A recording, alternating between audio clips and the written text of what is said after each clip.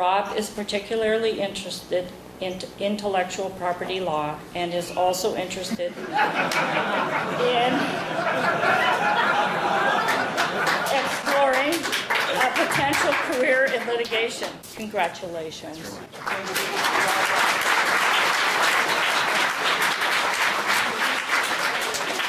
Thank you, Ardeen. And now I'd like to call on Professor Greg Hagan of the Faculty of Law to introduce Richard Stallman.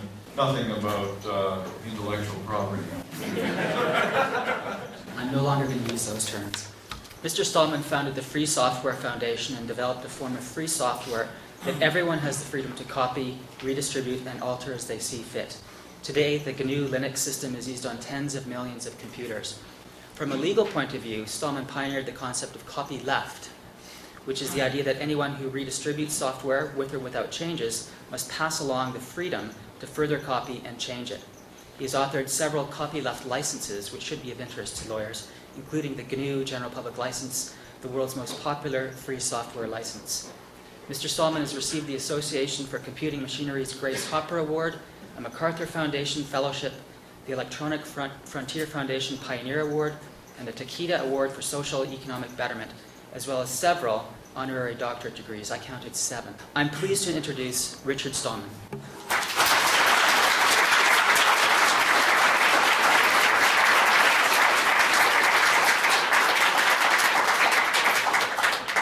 Well, if I were the kind of speaker who's constantly changing his views, I might need a pseudo-podium, but I think I won't pay much attention to this podium. Since you're not all from the free software community, I had better start with a brief introduction to what free software is all about, and then I can present the actual topic.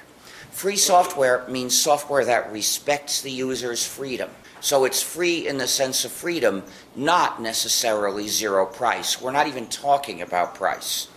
It's too bad the English language doesn't have a word that clearly translates libre. In French, if you say logiciel libre, people know that you're not talking about price. But in English, the best word we've got is free, so I have to tell you, think of free speech, not free beer, to understand the meaning of the word free in the combination free software. You see, our society teaches people to judge programs solely based on practical convenience, to ask, how easy to use is it? How reliable? How efficient? What does it cost? And to ignore more important, deeper questions like, if I use this program, what does it do to my freedom? What does it do to my community? But these questions, ethical rather than short-term practical questions, are what the free software movement is concerned with. A program that's not free is non-free software, proprietary software, user subjugating software. These programs keep users divided and helpless. Divided because every user is forbidden to share them, and helpless because the users don't get the source code, so they can't change the programs, they don't control what the programs do, they can't even study and check what those programs are really doing to them. And many developers put in malicious features to do things like spy on the users, restrict the users, intentionally restrict them, and even to attack them, like backdoors. In fact, some proprietary programs have all 3 of these kinds of malicious features. For instance, Microsoft Windows. Microsoft Windows and Mac OS 10 have such gross, disgusting backdoors that in fact their developers have the power to forcibly change the software in any way at any time, and they don't have to ask the user before they do that. So what you can see is, once the developer has some unjust power, the developer is likely to use that power to get more power, and the end result of that process is total power over the user and his computer. So that's what it is that the free software movement is against, letting the developer have power over the users. So a program is free software if you, the user, have the 4 essential freedoms. Freedom 0 is the freedom to run the program as you wish. Freedom 1 is the freedom to study the source code of the program and then change it to make the program do what you wish. so that this way you decide what computing you're going to do. You are in control instead of the developers being in control. Freedom 2 is the freedom to help your neighbor. That's the freedom to make and distribute exact copies of the program when you wish. And freedom 3 is the freedom to contribute to your community. That's the freedom to make and distribute copies of your modified versions when you wish. So if you have all 4 of these freedoms, the program is free software because the social system of its distribution and use is an ethical system, one that respects users' freedom and the user's community. But if one of these freedoms is missing, then the program is proprietary software, user subjugating software, because the social system of its distribution and use is one that tramples the user's freedom and community. The existence of a non-free program in use is a social problem. The mere fact that people are using a non-free program is a social problem, and our goal is to eliminate that problem from our society. So free software is not a technical question at all. It's not a question about how the program works or what it does. It's a question of the freedom that users do or do not have in using it. It's an ethical, social, and political question. Now, as the free software movement started to have some success, when the kernel Linux was added to the almost complete GNU operating system, which I had started in 1984, and this combination, GNU plus Linux, started spreading and gaining millions of users, people started asking me to give more speeches about it, at least for a while, until they started thinking that the system was Linux and that it had been started by somebody else in 1991. And so they started sometimes asking questions at the end, including, do these ideas apply to anything other than software? Typically, they were being wise guys. So they said, what about hardware? Should hardware be free too? Well, that's a silly question. Because remember, the word free here refers to 4 specific freedoms. So let's try applying those same 4 freedoms to hardware, like tables and chairs and shirts and computers and microphones. Well, should that be free in the same sense? Let's look at the 4 freedoms. Freedom 0, the freedom to run the program as you wish, would be the freedom to use the physical object as you wish. And in general, you have that freedom. Once you buy a physical object, you can do whatever you like. The manufacturer doesn't put on conditions of what you can or can't do. Now, of course, there are things that are illegal that you can't do it at all with or without that object, but that's a totally different issue and really has nothing to do with this. So the answer is, okay, freedom 0, generally you've got. What about freedom 1, the freedom to study and change the source code? Well, a physical object with today's technology generally has no source code. We have to adapt this freedom. It could be the freedom to study and change the object itself.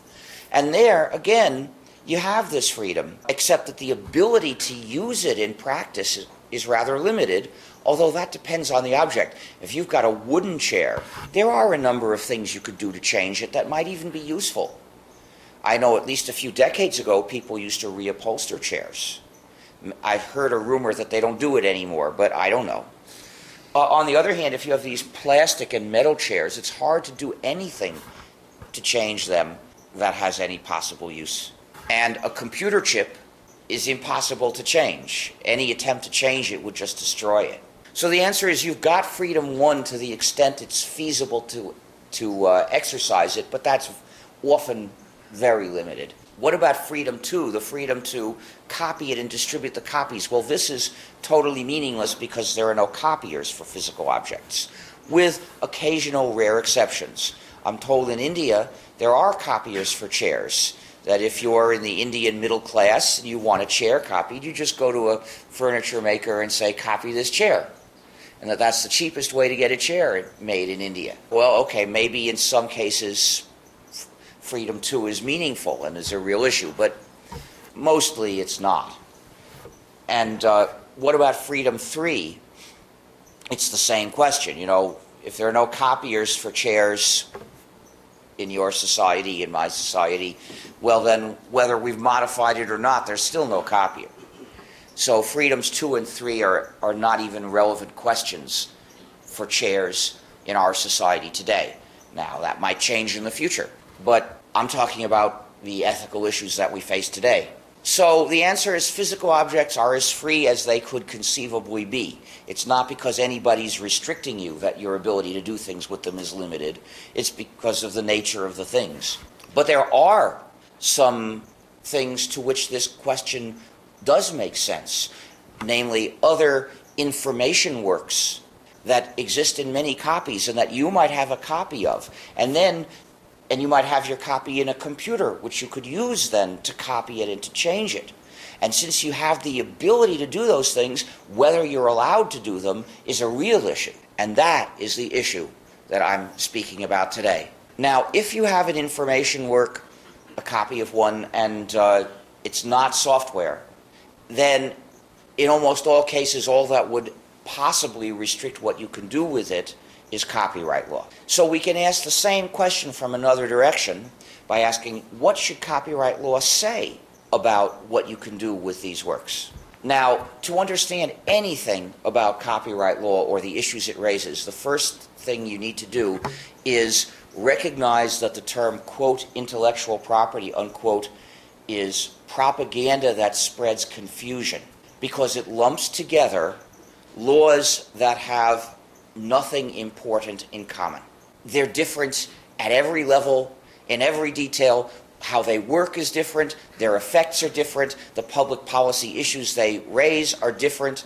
Unfortunately, if you've been exposed to that propaganda term, it sets your mind going, trying to grasp at the most meager similarities you could find and give them too much importance. So it twists people's thinking, and it impedes even understanding the facts of what these different laws say, because that term gets you started assuming that these laws are species within one genus, that they're mostly similar, and it's only a little bit of detail that varies. Well, that's not true. If you start out with that false assumption, you're going to misunderstand everything. For the sake of clear thinking, we need to reject that term. We need to denounce that term and explain to people, as I'm explaining now, why that's the wrong way to understand any issue. Now, in order to do that and not have one's actions undermine one's words, it is necessary to stop using the term also. Anytime some class, book, activity, government committee, or even worst of all, law, uses that term, it is harm. So we've got to fix them all. And if that takes a long time, well, a long journey starts with a single step. I've stopped using that term myself, and I hope some of you will do likewise. The issue I'm talking about today is about copyright law. None of what I'm saying has any relevance to patent law or to trademark law. They do different things. They work totally differently. In general, anytime you hear anything about one of these laws, you should assume it is not relevant to any of the others. They are too different. Copyright law has evolved with copying technology. So it's useful to look at the history of copyright law to see how we got where we are, and that's tied up with the history of copying technology. Changes in technology can alter basic moral principles, which are too deep to be reached by that. But when we apply them to any practical question in our lives, we do it by looking at the consequences of our actions. And changes in the context can alter the consequences of the same action. And that can make the action more good or more bad than it used to be. For instance, if we could reliably resurrect the dead, then we would cease to treat murder as a crime. After you got resurrected, you'd sue your murderer for the cost of your new body. In the U.S., we'd have to have uninsured murderer insurance. Maybe in Canada they'd be more sane about these things. In any case, let's look at the history of copying technology. Copying started in the ancient world, where you would do it with a writing implement on a writing surface. You'd read a copy of the book and you'd write another. This technology was not very efficient, but aside from that, it had certain important characteristics. First of all, it had no essential economy of scale. To make 10 copies would take you 10 times as long as making one copy. It required no special equipment beyond the equipment for writing. And it required no special skill other than literacy itself. The result was a decentralized production of copies, in that anyone who had a copy of a certain book and wanted another could make another copy anywhere. Now, as far as I can tell, there was no idea anything like copyright in the ancient world. If you had a copy of a book and you wanted to copy it, nobody ever said you weren't allowed to, except if the local ruler didn't like what the book said, in which case he might punish you horribly. But that was not exactly copyright. It was something closely related, namely censorship. Then there was a big advance in copying technology, the printing press, which made copying a lot more efficient, but not uniformly more efficient, because some cases became a lot more efficient and others were not helped at all, because the printing press has a very big economy of scale. It takes a lot of work to set the type, but once that's been done, you can use it to make many identical copies very efficiently. So the printing press made mass production copying a lot more efficient and was of no relevance to making just a few copies, because it was more efficient to do that by hand. The printing press had other relevant characteristics. First of all, it was an expensive piece of equipment, the press and the type. Most people who could read and write didn't have a printing press. Second, they didn't know how to use it either, because running a printing press is a special skill different from reading and writing. I suppose most of them would have been able to learn to run a press if they wanted to, but mostly they didn't. The result of this was a centralized system of mass production of copies, where the copies of any book would be made in a few places and mass-produced in each of them and then transported to people who wanted to buy them. For the first few centuries of printing, a lot of copies were still made by hand. This was typically either for very rich people, because it was to show how rich they were, or by poor people, because, as the song goes, time ain't money if all you got is time. That song was popular in the 1930s. Perhaps it will be a hit next year. There were poor people who couldn't afford a printed copy, but they had the time to write a copy, and they did. Copyright began in the age of the printing press. For instance, in Italy in the 1500s, if you wrote a book, you could then ask a prince to give you a monopoly on printing it. If you said nice things about the prince at the beginning of the book, then he would probably do that.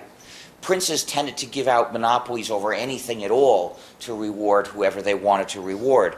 But it was sort of a custom that this was one kind of monopoly they would generally give. Copyright in England began as a system of censorship. I believe that was under Queen Mary, and it was censoring the Church of England. It was a system of censorship. To publish a book, you had to ask the state for permission, and this was given as a permanent monopoly to one publisher. However, that system of censorship became obsolete. I think that was after the Glorious Revolution. So they started thinking about replacing the system of copyright and adopted a scheme to give the copyright to the author instead of the publisher, and only for 14 years, I believe. And the idea developed then that copyright should be a scheme to artificially encourage writing and publication. And the means to this end was to give the author a way to make more money from publishing. But that was not the purpose. The purpose was promoting authorship. When the U.S. Constitution was written, there was a proposal that the Constitution should make copyright an entitlement of authors. You'd never believe this to hear what publishers say nowadays, but that was rejected. Instead, the Constitution gives Congress optionally the power to set up a copyright system, and it says that the justification for one, if there is to be one, is to promote progress, and also says it has to last for a limited time. Ever since, the publishers have been trying to get everybody to turn that into a dead letter. Copyright in the age of the printing press functioned as an industrial regulation because it didn't restrict what readers could do. It only restricted doing the things publishers could do. If you were restricted by it, it was because you were a publisher. Because it was an industrial regulation, It was generally uncontroversial, easy to enforce, and arguably beneficial for the public. It was generally uncontroversial because it gave the readers nothing to complain about. They weren't being restricted. Now, it's true that some readers continued copying by hand, but nobody ever thought of trying to sue them for copyright infringement because everyone understood it was supposed to be an industrial regulation. And I think, at least in the US, the first copyright law didn't even restrict hand copying by readers at all. And it was easy to enforce because it only had to be enforced on publishers. It's easy to find out who's publishing a book. You go to a bookstore and you say, who's publishing these books? Where did you get them? You don't have to invade everybody's home and everybody's computer. And it was arguably beneficial because the public traded nominal freedoms that it was not in a position to exercise, and in exchange got some benefit, the benefits of more books being written. So if you have something that you can't use at all and you trade it for something of some value to you, you have gained. Whether or not it's the best possible deal you could have made, that's another question. But at least it's a beneficial deal. And that's how copyright was looked at in the age of the printing press, as a trade between the readers, who naturally would have had the right to copy anything, and authors. So it was an industrial regulation on publishers being wielded by the authors, but the purpose of the system was to benefit the general public. And if that were still true, I don't think I'd be objecting to it. But we have had another big advance in copying technology, that is digital information technology. We are gradually moving from the age of the printing press to the age of the computer networks. Another big advance in the ease of copying, and once again not uniformly effective for all kinds of copying. Here's what we had in the age of the printing press. Digital technology gives us something like this. The biggest benefit has been in making copies one by one. Yes, there's benefit also from mass production, but they're much closer together now in efficiency than they were in the age of the printing press. That brings us back to a situation a lot like the ancient world, where making copies one by one is perfectly feasible. Hundreds of millions of people can do it and want to do it. In the 20th century, presses became a lot more efficient. Printed copies became really cheap. That's why they started making paperback books.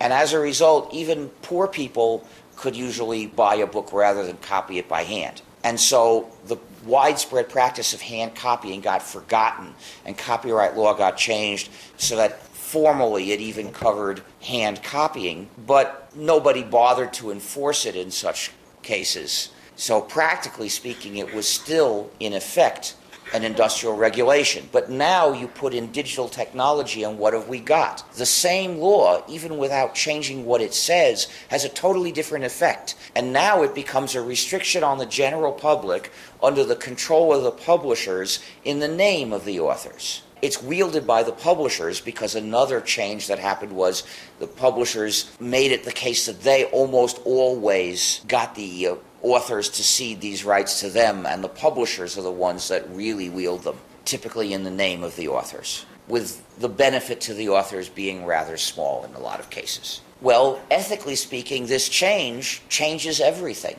We used to trade away certain freedoms and not mind it because we didn't have the ability to exercise them, but now we do, and we want to. And as a result, that trade that was made is intolerable, and it must be ended. A democratic government today would be saying, sorry, authors, the freedoms that we traded away on behalf of the public, we have to reclaim now, because not to have these freedoms is intolerable. So we're going to have to reduce the size of this deal. We can measure the lack of democracy in our governments by their tendency to do the exact opposite. They've extended copyright powers to a way that was not conceived of in our countries in the age of the printing press. One form of extension is in the dimension of time. Copyright in the 1700s in England, which is where we got it from, lasted 14 years and maybe could be renewed, I can't remember, for another 14. Since then, it's been extended and extended and extended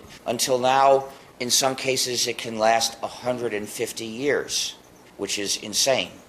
But that's not enough for the publishers, because what they really want is for nothing to ever to go into the public domain again. For instance, the movie companies say they want perpetual copyright, but even they still don't have the power to amend the U.S. Constitution. So they came up with a scheme for perpetual copyright on the installment plan, where every 20 years they extend copyright by 20 more years for past works as well as future works. They did this in 1998 with a law we call the Mickey Mouse Copyright Act, because one of the companies that purchased it was Disney. Laws are for sale in the U.S. Congress. That's how it works. Sometimes there's a bidding war between two different groups of companies, but there were no companies to oppose this one. Disney was aware that in a few more years, the copyright on the film Steamboat Willie was going to expire. Well, that film, which some people have called a cheap ripoff of Steamboat Bill, nonetheless was the first place where the character Mickey Mouse appeared. So when that film went into the public domain, it would be possible for other animators to use that image of Mickey Mouse in their own works. Disney doesn't want this sort of thing to go both ways, so it paid for this law. So we call it the Mickey Mouse Copyright Law, and it extended copyright by 20 years on both past works and future works. Now, what rationale there is for promoting progress by extending copyright retroactively on works written in, say, the 20s and 30s escapes me completely. I don't know how it could possibly provide the now dead authors of those times more incentive to write more works back then.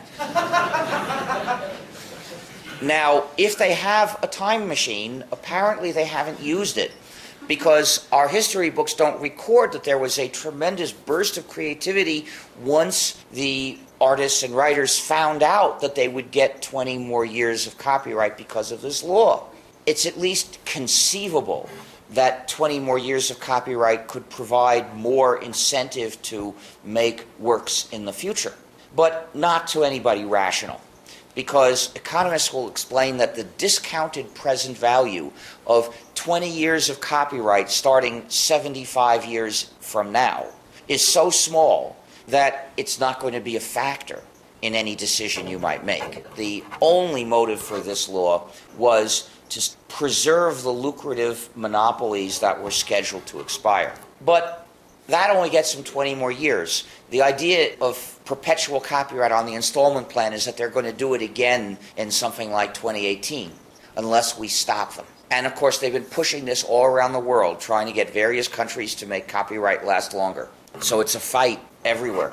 That's one dimension. But the other dimension, which is even more important, is the dimension of breadth of copyright. Which activities does copyright restrict and which does it leave alone? In the age of the printing press, no one ever conceived of having copyright cover all possible uses of a copyrighted work. Some activities were covered by copyright as exceptions within a space of unregulated uses. But the publishers think that digital technology can give them the opportunity to grab total control and set up a pay-per-view universe where anytime you want to even access any copy of a work, you'll have to get permission through programs that implement digital restrictions management.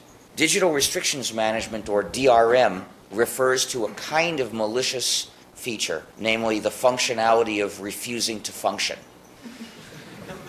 Features where the product is designed not to work. With this, they aim to get the power they seek. The first place we saw this was in DVDs. DVDs usually have the movie or video in encrypted format, and the purpose of this encryption is to attack our freedom.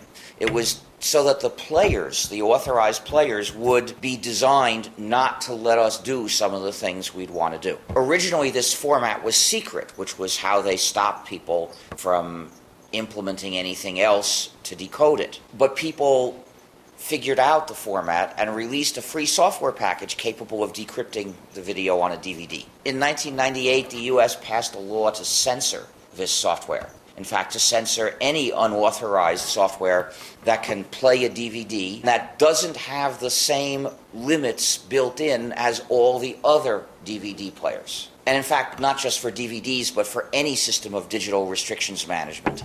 That law is called the Digital Millennium Copyright Act, and by it, the U.S. Congress clearly took the side of the publishers against the citizens of the U.S. We must refuse to start using products that are designed to attack our freedom.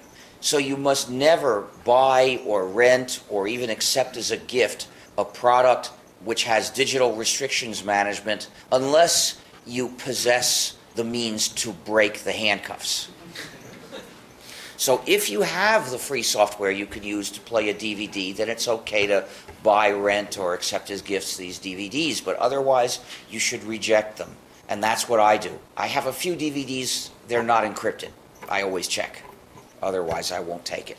Since these features are typically imposed on the public by a conspiracy of companies, not by one company by itself, rejecting them individually is not enough. Now, what do I mean by conspiracies? Well, let's use the DVD example. A group of companies designed the DVD format, and then they set up a DVD conspiracy requiring anybody that wanted to make DVD players to join the conspiracy in order to be told the secret format. And then, to join the conspiracy, they had to promise that they would make their DVD players restrict the user just like all the others. So this is a conspiracy to restrict the public's access to technology. Such conspiracy ought to be a felony. The executives of those companies should be in prison for what they did. If they had conspired to fix prices and only take our money, they would be prosecutable for that. They might very well be in prison. But when they conspire to take away our freedom, more important than our money, then our government is on their side. And they know this, which is why I know about the conspiracy. You see, it's not secret. They are so certain governments will support them against us that they don't feel the need to hide this conspiracy and restraint of trade. So the way you can find out about these conspiracies is to look at their websites.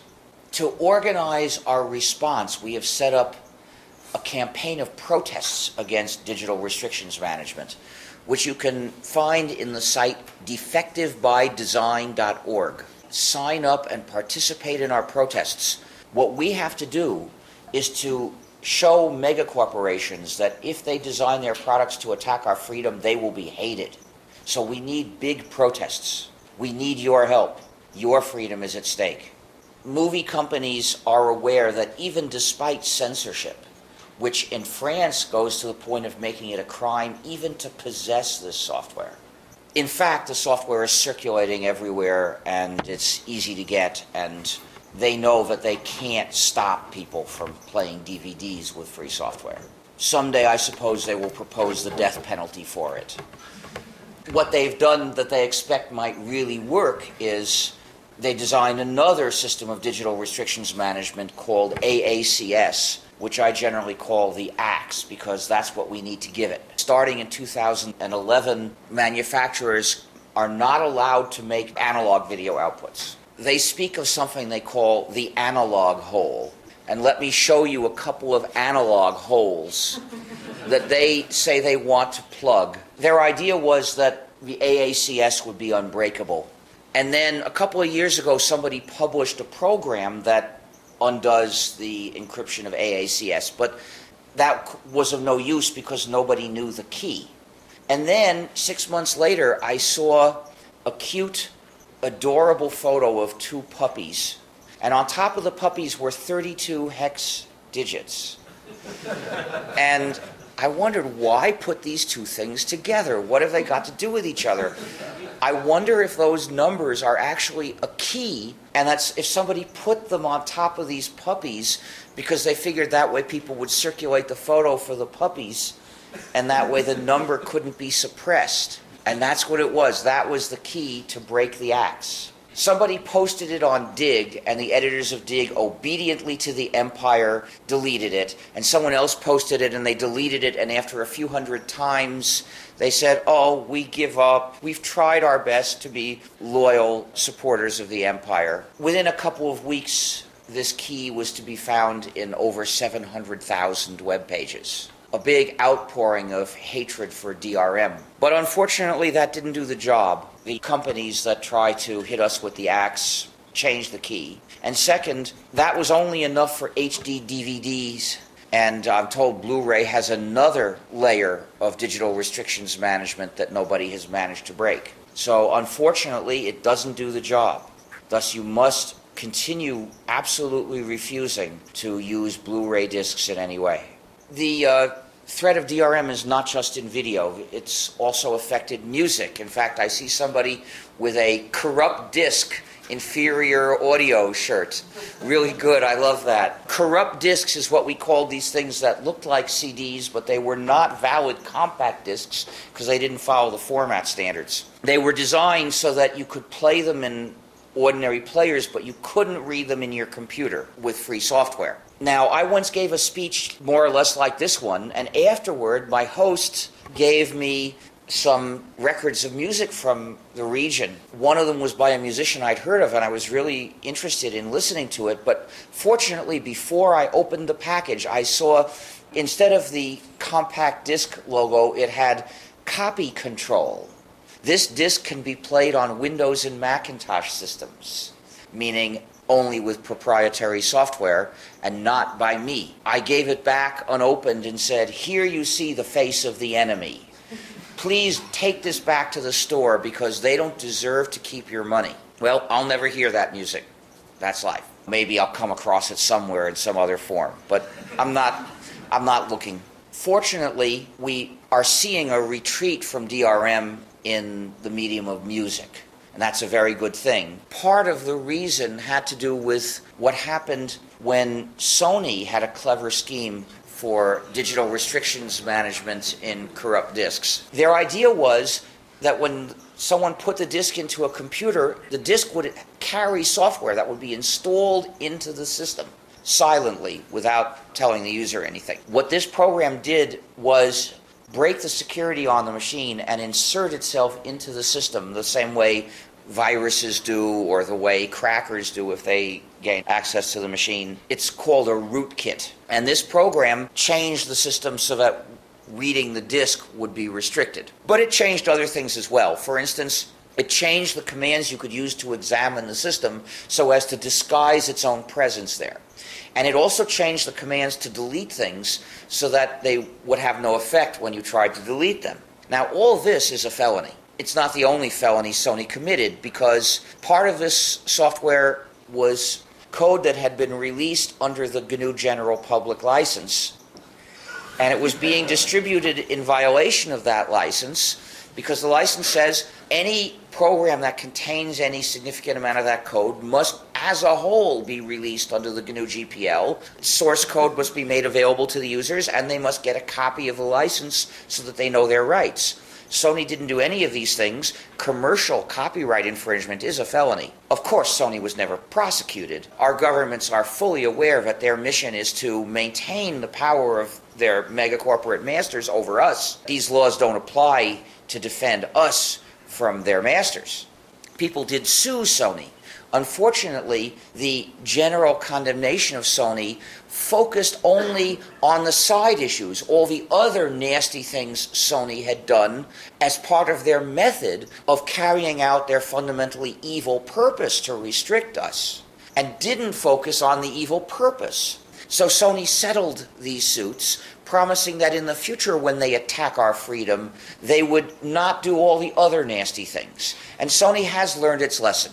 In the future, the rootkit will be built in before you get the computer, and it will be impossible to remove, and it will be called the axe. And that's what they're doing in the PlayStation 3, which is why nobody should buy them. No one is. That's good. Unfortunately, not quite no one. Even if it looks like they're on the way into the grave, until the stake is through the heart, you don't know. Don't declare victory and ignore the danger. Take the full course of the antibiotic, even if it seems you're well. Even though DRM seems to be on the way out in music, we now see a renewed attempt to impose DRM on books. You see, publishers would like to deny readers traditional freedoms. Lend a book to your friend. sell it to a used bookstore, borrow it from a public library, buy it anonymously by paying cash, and even the freedom to keep the book for as long as you wish, reading it as many times as you wish, and then pass it on to your heirs. It would be hard to pass laws taking away these freedoms from the readers of books.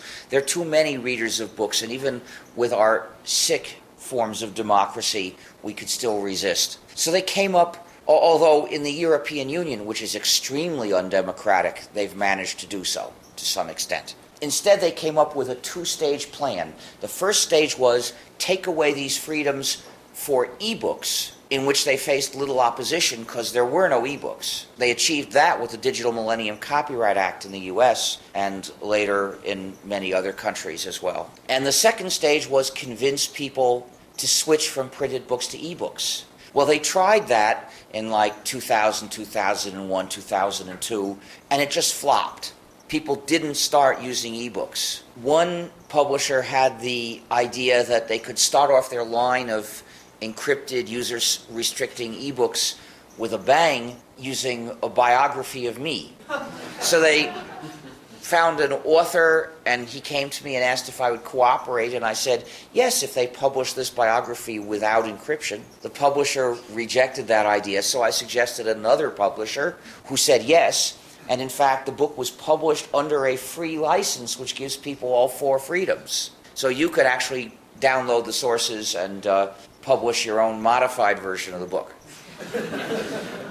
That publisher's policy is when they accept a book, if the author then says, I want to make it free, they will. Their belief is that they do not lose any sales by doing this. In any case, ebooks flopped, but I could tell it wasn't because people cared too much about their freedom. It was for other side issues. So I started warning people they'll try again, and they are, with products like the Sony Shredder. They call it the Sony Reader, but I think it's more accurate with the extra SH. And the Amazon Swindle.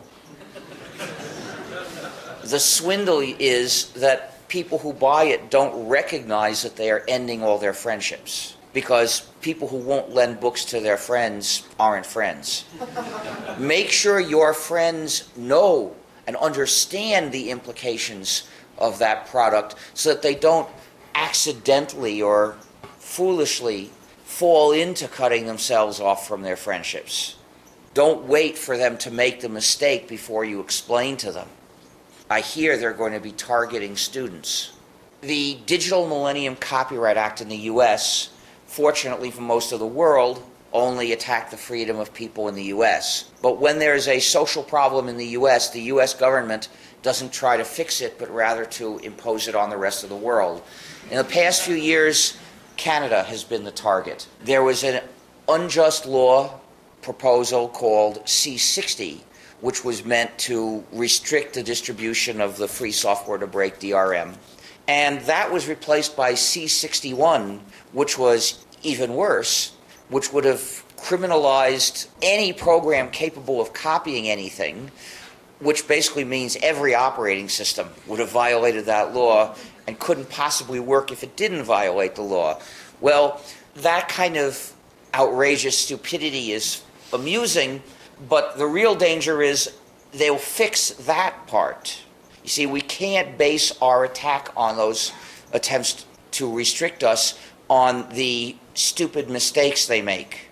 And we can't base it only on the harmful side effects that they might agree are undesirable, because it's no guarantee there always will be harmful side effects. What if they solve those side problems and continue with their evil aim to attack your freedom? What you must do to defend your freedom is to condemn the evil purpose of those laws, because copyright in Canada, as in most countries, is already far too restrictive. The changes that need to be made go in the other direction. Copyright power is being increased in many countries. But what should a just democratic government do to copyright law? Well, it should reduce copyright power in various dimensions. Here are my proposals. First of all, the dimension of time. I suggest shortening copyright to last 10 years from the publication of the work. Now, the reason I say from the publication of the work is that before the work is published, we don't have copies, so we're not losing anything if we can't copy the copies we don't have. So we might as well let the author have however long it takes to find a publisher. But then I propose 10 years.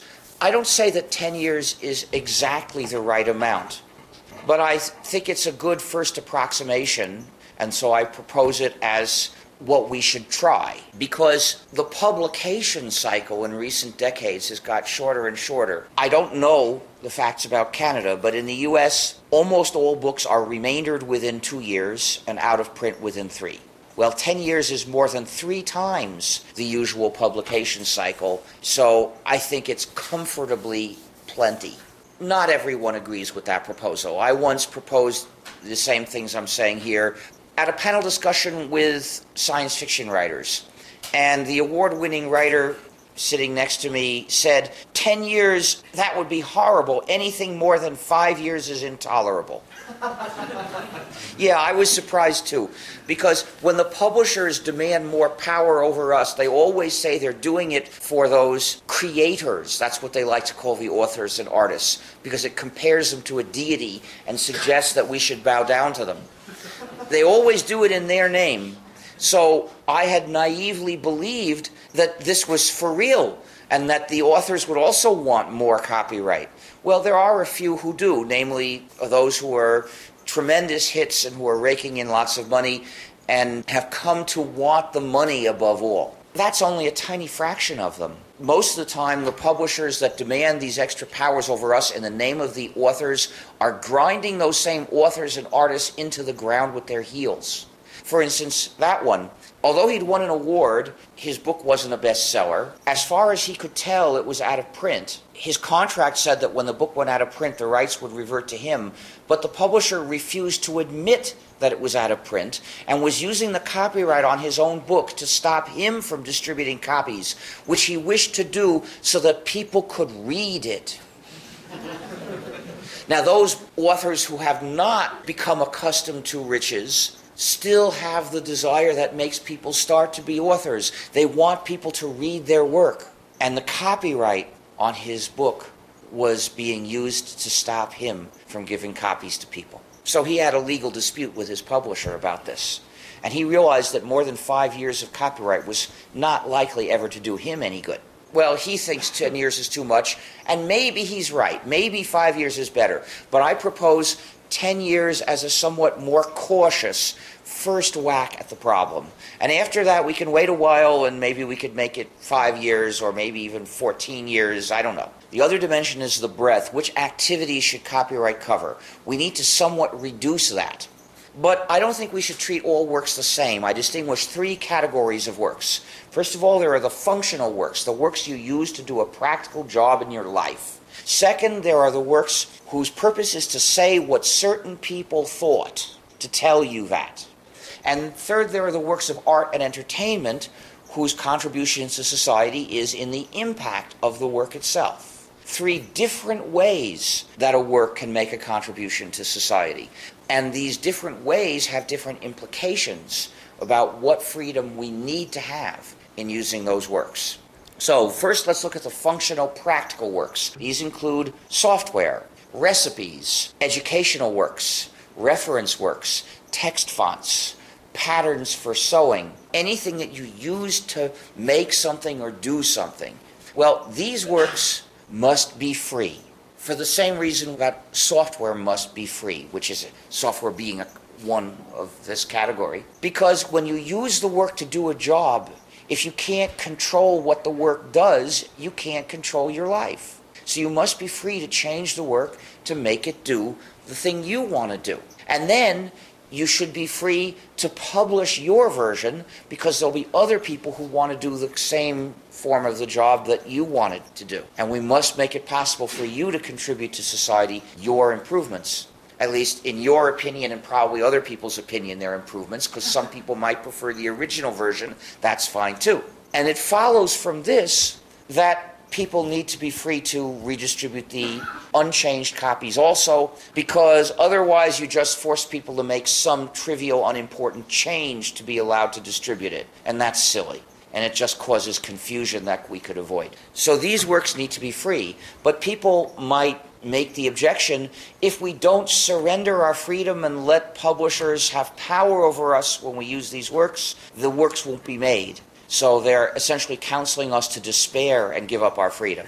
And 20 years ago, perhaps that might have seemed rationally plausible. But today we know empirically that it's not true. Look at the success of the free software movement with many thousands of useful applications, as well as free operating systems and free desktops and free office suites and a very large range of capabilities. Then look at all the recipes that circulate effectively as if they weren't copyrighted.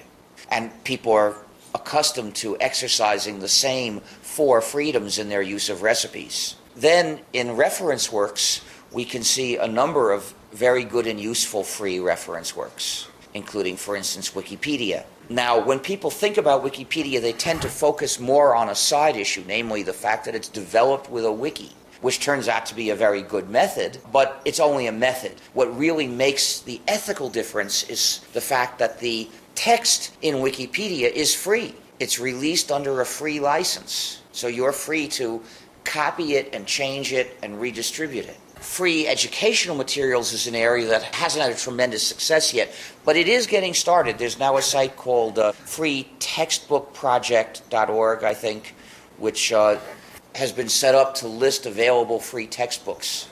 And I hope that in 10 years or 20 years, every class will have free educational materials, free as in freedom, to make available, and that educational works will be free. We shouldn't panic and give up our freedom. We should insist on freedom. In the long term, that's what we need. But then what about the second category, the works whose contribution to society is to say what certain people thought? For instance, memoirs, essays of opinion, scientific papers. For these works, publishing a modified version is just misrepresenting somebody. So that's not a contribution to society, and I see no reason why people should necessarily be free to do so. That makes it possible to propose a reduced copyright system in which everyone has the freedom to non-commercially redistribute exact copies, but commercial use and modification require permission as today. This would give us the freedom we absolutely must have so as to eliminate the cruel and draconian war on sharing, which is part of copyright today. This freedom, the freedom to non-commercially redistribute exact copies, is the minimum freedom that people must have for all published works, because sharing is good. Sharing creates the bonds of society. To attack sharing is to attack society. We must not tolerate this. Because it is such an attack on society, the only way to stop people from sharing is with harsh punishments and nasty brainwashing. You'll hear campaigns that try to convince you that sharing is theft, that if you help your neighbor, that's the equivalent of attacking a ship. We must put an end to the war on sharing. We must legalize sharing. However, it's okay for these works if the commercial use and modified versions remain under a copyright system more or less like the present one. And that system would provide some income to the authors in more or less the same lousy, inadequate way as the present system. Usually lousy and inadequate, with occasional rare exceptions. And so it would still continue doing a pretty bad job of encouraging the production of more such works. What about the third category, works of art and entertainment? Well, for that, I had to wrestle with the question of publishing modified versions for a number of years, because there are valid arguments on both sides. On one side, there's the argument that a work can have an artistic integrity which modification could destroy. And I think that is sometimes true, although not as often as the authors will claim it's true. Look at how most of them allow Hollywood to completely trash their work in exchange for enough money. But there are a few who insist that Hollywood must respect the integrity of their work. Okay, so some of these authors do have artistic integrity. But look at the arguments on the other side. For instance, there is the folk process through which a series of artists can transform a work, and this can sometimes produce something very rich. But if we want to consider only specific named artists, consider Shakespeare. Some of Shakespeare's plays used stories that were copied from other works published just a few decades before. If today's copyright law had existed then, those plays would have been infringing and they would probably never have been written. And if Shakespeare, or whoever actually wrote those plays, had complained, the copyright holders would have said, Shakespeare just wants to make a cheap ripoff.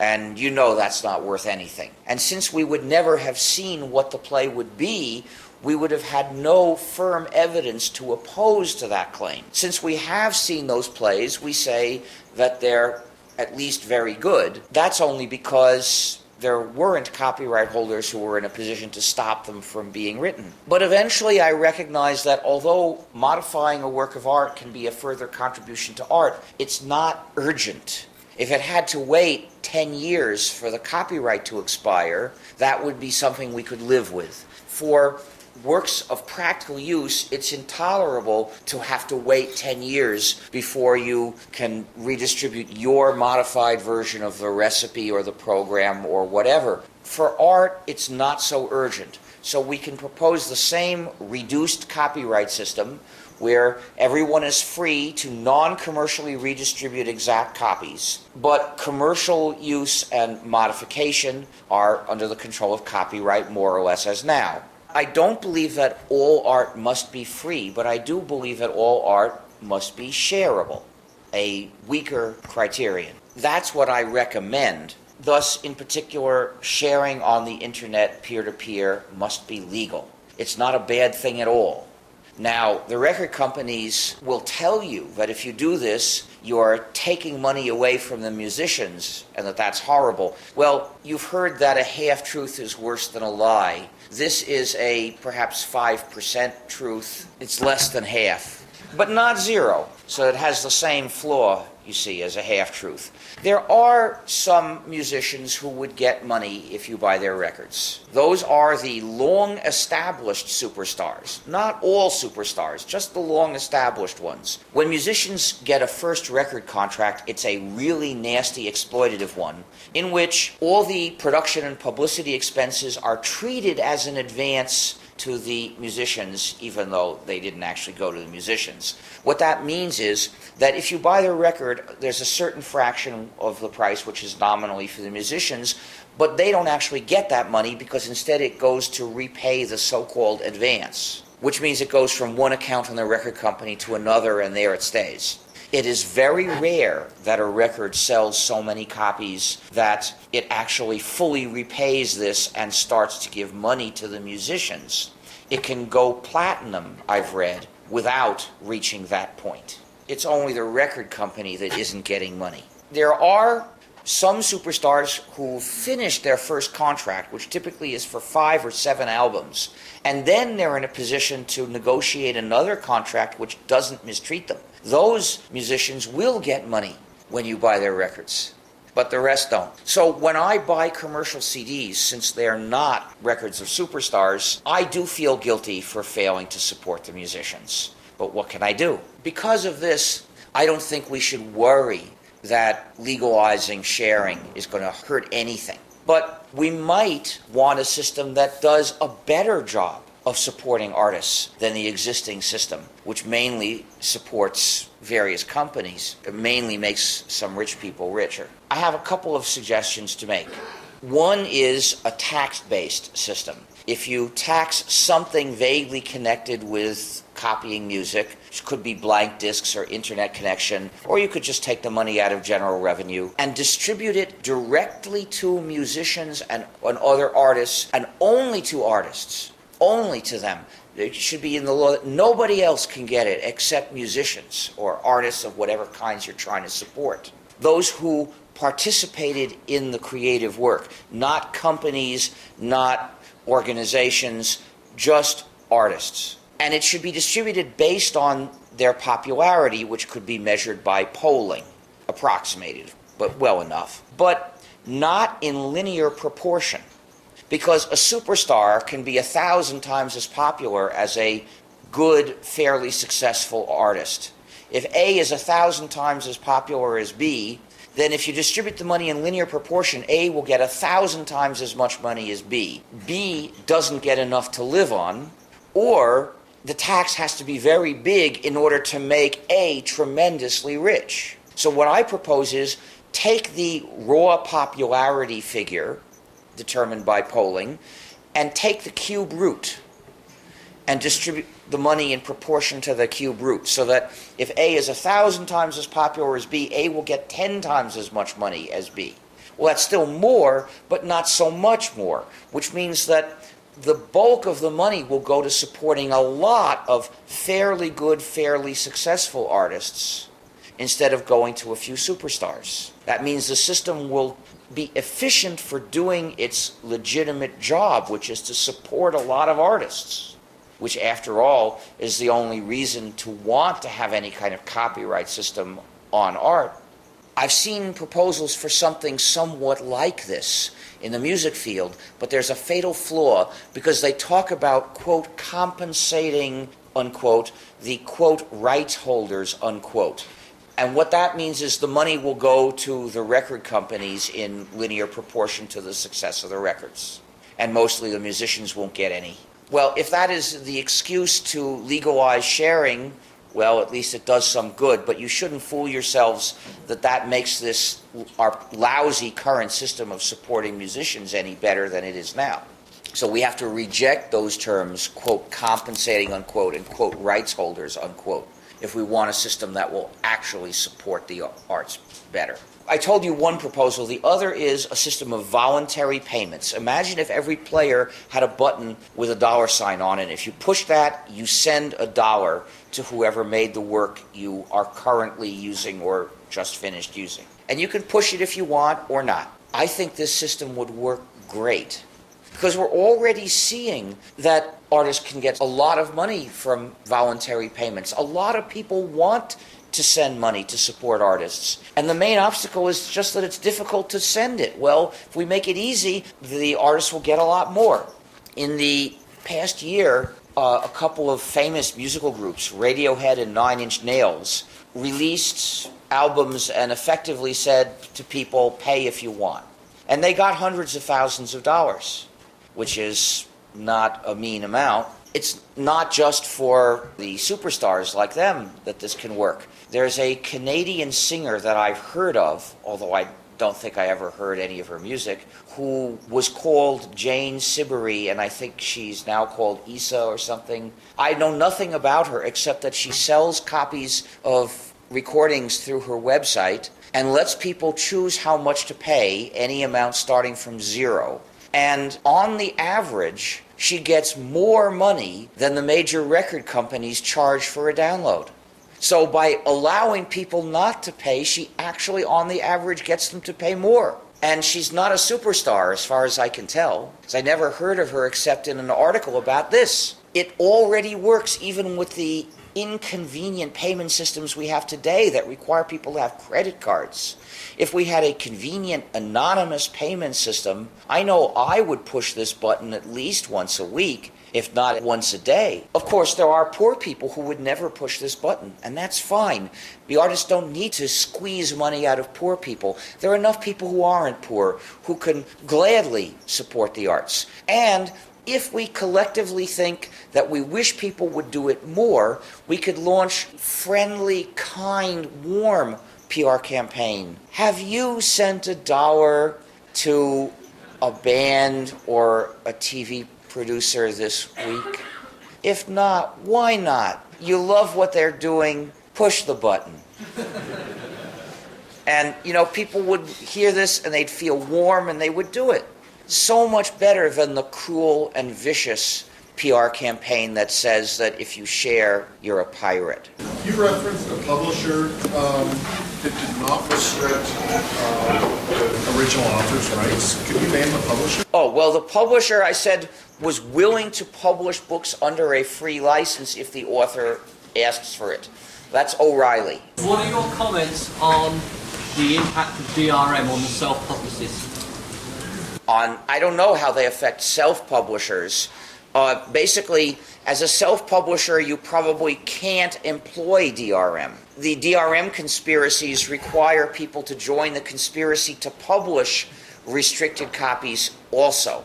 Can I produce a Blu-ray disc to market to mine. You probably can't get the information about how to make a defective Blu-ray disc. The industry minister about this bill C-61, his response was that this bill was necessary to bring Canada in line with the WIPO Treaty. Canada should reject the WIPO Treaty. WIPO is an evil organization, as you can tell from the fact that its name includes the term, quote, intellectual property, unquote. There is no valid reason for any country to sign this treaty. That's the response there. Well, it's pressure from the megacorporations that dominate the governments. Freedom of the software and money as being barrier to this freedom. How do you see money as being barrier? I think that's too general a statement. I wouldn't say that. It's true that there is a practice that is lucrative of developing and releasing proprietary software. Well, I think that's an unethical practice and we should put an end to it. But I don't think that money in general is an obstacle to free software. Money tempts people to do a lot of bad things. But on the other hand, free software is quite consistent with other kinds of business, and a lot of people are paid to write free software. You have an issue with the, not for the purchasing of a DVD, but the inability to play it on any system. Well, and also the stopping you from copying it.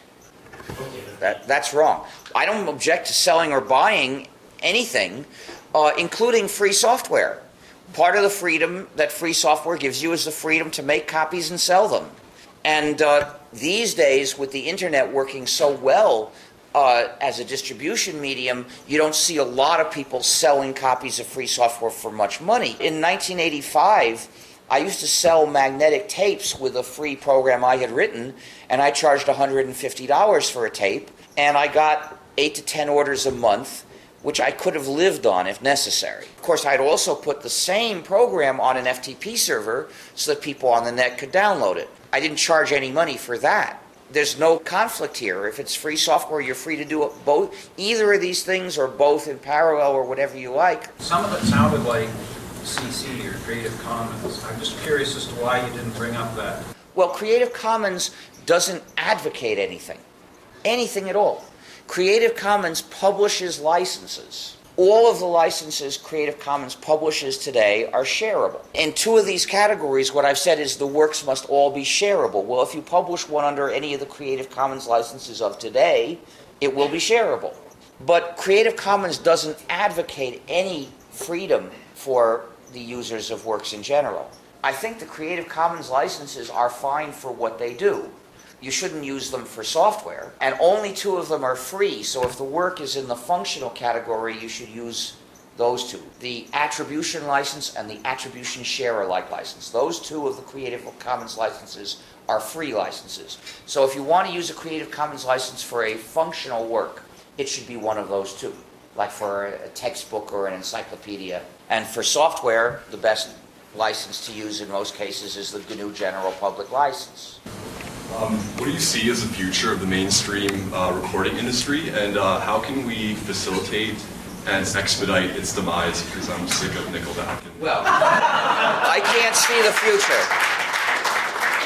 I can't see the future because my crystal ball is cloudy. And I don't think there's anything bad about making records and selling them. And if we had laws that actually required record companies to pay the musicians, it might be a good thing. But the major record companies of today, because they have campaigned to attack our freedom, they deserve to be eliminated. One way to help put an end to them is share music. And another way is demand the legalization of music sharing and demand that any sort of payments that the public makes through any government mandated or legally mandated payments that the public makes, that those payments go to the artists and only to the artists, and that the proportions be adjusted so that it does a good job of supporting a wide range of artists. Leave the record companies out, because we have to make sure that they don't get the money to attack us in the future. So these days, loosely coupled systems are very popular. Web services and standards-based communication between software modules. Unfortunately, often the communication between web servers and the user is not based on a standard. Many web servers will distribute a non-free program to the user which gets installed silently into the user's browser, and the result is that you're running non-free programs, and the communication that they do with the site could be in any which protocol. So you could characterize this idea of services, web services, and so on as defeating the viral nature of the GPL license. Please do not insult me by comparing the GNU GPL to a virus. The GNU GPL is not contagious. A program can't catch it by being in the same computer as another program that's released under the GNU GPL. The GNU GPL does not, as a factual matter, does not spread like a virus. It spreads more like a spider plant. If you cut off some and you plant it somewhere else, then it grows there too. And if you don't want it to grow there, don't cut it off. It won't get there on its own. I think the big issue with web servers is, aside from the tendency for them to distribute non-free programs quietly, is that it is in the case of things that you could call software as a service. There are people who give you the opportunity to use a program, but you can't have a copy. They keep the copy, and if you want to run the program, you have to send your data to them, and they run the program for you, and they send the data back. And the problem is, this way you lose control of your own computing. So you must not do this. And that's the only solution, is refuse to do this and develop free software to do it and distribute that, and then people can install the free program, and then they can do the same computing and have control over it. So software as a service is something we have to reject. But that's only a subset of all the web servers, because most of the things web servers do don't fall into that particular narrow category. They're things that you couldn't even conceive of doing on your own computer. But a great number of software as a service vendors allow you to download open source. Well, I'm not in favor of open source. I'm not in favor of open source. Open source was invented as a way of talking about free software and hushing up the ethical level of it. I won't accept, quote, open source, unquote, as a description of what I do or what I'm standing for. I'm not a supporter of open source. I am an activist in the free software movement. And in the free software movement, we talk about freedom and ethics. That's the most important thing. And that's exactly what the supporters of open source avoid ever mentioning. The problem with software as a service is that because you don't have a copy of the program and you're running somebody else's copy, he controls it and you don't. And that's true even if the program in question is released as free software. If it's released as free software, you could get a copy and you could run your copy. And then you'd have control over it. So that's the only way you can do it that is not a social problem. If you run it on his server, you have lost control. Now, I'm not saying all those people are malicious. Maybe a particular server is just running the very same program that they released to you, but you can't tell that. That is not a solution. For those cases, we've got to insist on running our own copies of a free program. That's the only way that you can control your computing. But as I said, this is a small subset of all the web servers in the world, most of which do things that don't fall into this category. So we're gonna shut it down in here and go to personal questions. There will be a small reception up on the 4th floor for any of you who want to pursue some of the questioning that's continuing to roll along. I'd like to call on Jason McIntosh to thank Richard Stallman. On behalf of the Merv Leitch Visiting Chair and the University of Calgary Faculty of Law, I'd like to present Richard Stallman with this gift, and thank you very much for coming out today.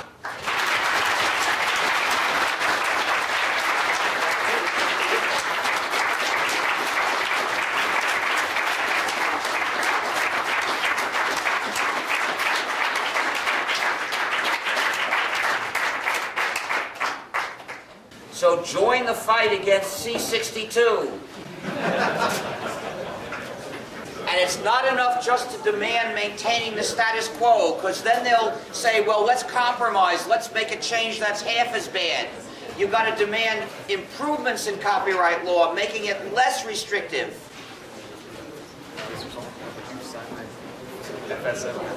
Oh, sure. Thank you.